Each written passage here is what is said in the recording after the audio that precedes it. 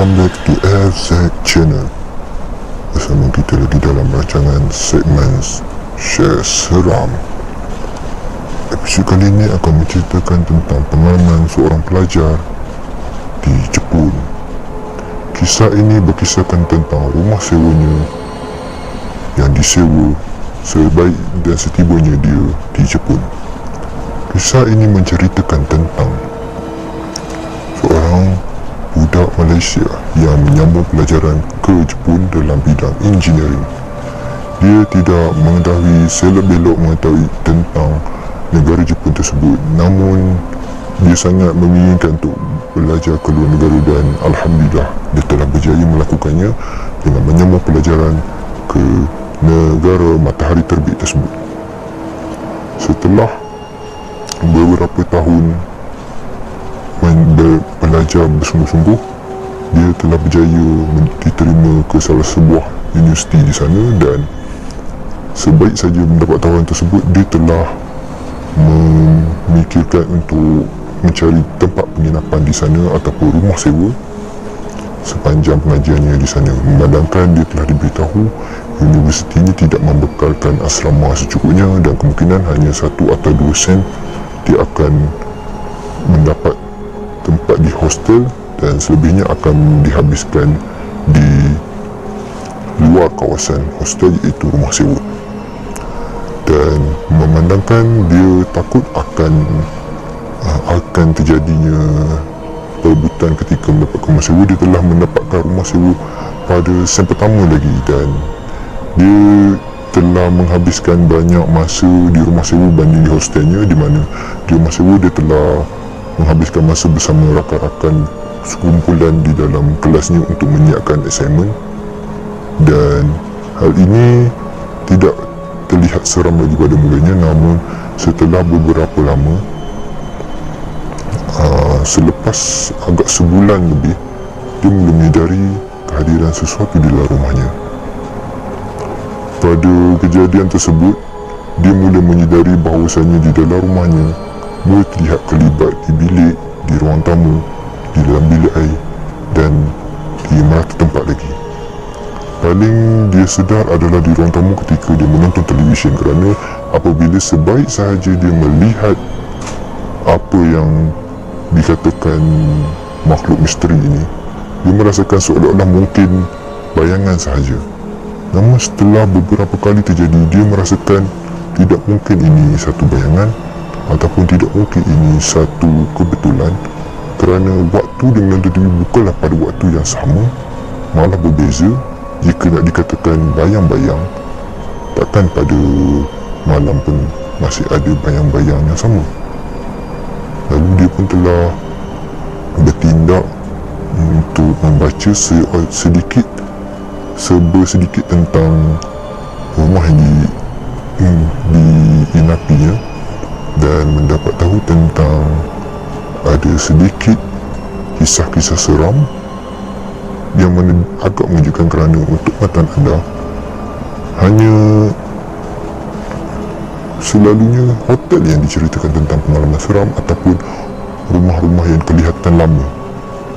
Namun rumah ini terlihat masih lagi baru dan tiada tanda-tanda telah lama diinapi oleh mana-mana orang pun.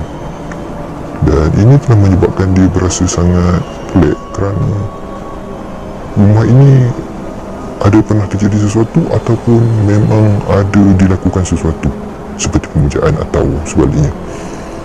Dan dia pun telah bertindak melihat lebih dalam tentang sejarah rumah ini yang membawa dia kepada satu penemuan yang agak misteri, iaitu dia telah menyelongkar setiap pelosok rumah dan mendapati ada satu tangkal yang terletak di atas atap rumah, yang mana apabila dia bertanya pada orang ramai telah mengatakan itu adalah satu jenis, kalau dikatakan dalam istilah kita, adalah tangkal daripada bom. Dan apabila dia bertanya pada tuan rumah mengatakan di mana dia mendapatkan benda ini. Lalu tuan rumah seolah-olah kelihatan marah dan menyatakannya untuk meletak kembali tempat itu, kerana dia telah mendapat arahan daripada tuan rumah yang terdahulu bahawasanya jangan mengganggu tangkal yang ada di atas atap rumah tersebut. Dan apa yang terjadi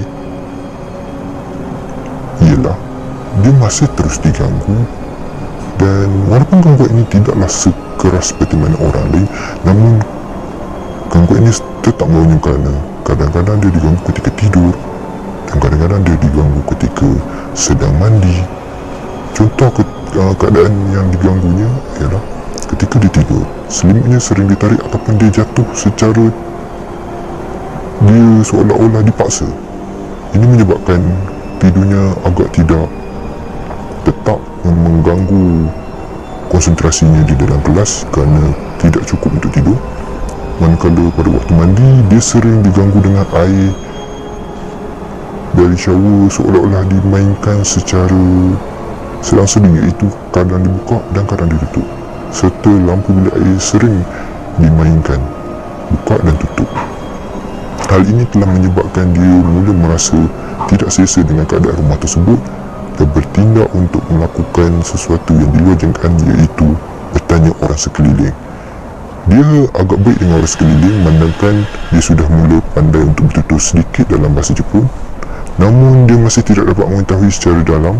Cuma dia mendapat sedikit bayangan bahawasanya rumah tersebut bukanlah pernah dimiliki oleh beberapa orang sebaliknya. Pemilik tersebut adalah satu-satunya pemilik rumah tersebut yang tidak pernah bertukar pemilik.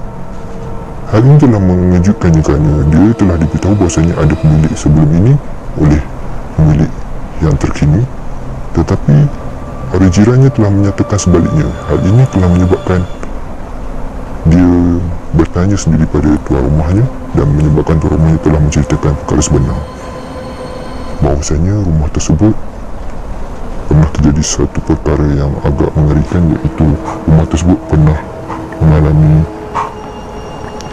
kes bunuh diri daripada satu penginap terdahulu ataupun penyewa yang lama yang putus cinta dan telah nekat untuk membunuh diri. Hal ini menyebabkan dia amat terkejut kerana dia menyangka perkara tersebut tidak pernah terjadi, memandangkan tiada cerita pun di sebalik apa yang terjadi di dalam internet maupun di mana-mana. Dan ternyata rumah tersebut sudah lama kosong, dan dia adalah salah seorang daripada 2 orang yang pernah menginap selepas saja terjadinya kes pembunuhan tersebut ataupun kes bunuh diri. Hal ini telah menyebabkan dia mula rasa trauma kerana dia tidak menyangka dia telah duduk di rumah orang bunuh diri. Kerana untuk pengetahuan anda, di Jepun kadar bunuh diri agak tinggi, tak kira daripada segi bunuh diri disebabkan cinta ataupun pekerjaan. Percintaan memang banyak menghadirkan masalah bunuh diri ini, tetapi pekerjaan juga disebabkan masalah kerja yang terlalu banyak, rakyat mereka telah memilih untuk bunuh diri untuk dijadikan penyelesaian masalah. Hal ini tidak menunjukkannya, namun apa yang menunjukkannya ialah apa yang terdapat di dalam rumah tersebut dan apa kisah di sebalik kisah misteri yang dialaminya. Hal ini telah menyebabkan dia telah pindah dari rumah tersebut dan telah mencari rumah di kawasan yang berdekatan juga. Walaupun telah mencari begitu lama, dia telah menjumpai satu rumah yang berdekatan dengan universitinya. Pengajaran yang telah dia dapat ialah agar tidak terburu-buru ataupun tidak membuat keputusan secara melulu, agar keputusan yang dilakukannya tidak menyebabkan dia menyesal di kemudian hari. Seserat ini tetap mengganggu dirinya dan menjadikan dirinya trauma apabila melakukan perkara-perkara yang pernah dilakukannya semasa diganggu dalam masa tersebut. Itu sajalah cerita pada episod kali ini. Assalamualaikum, dan kembali lagi pada episod akan datang dalam episod Share Seram.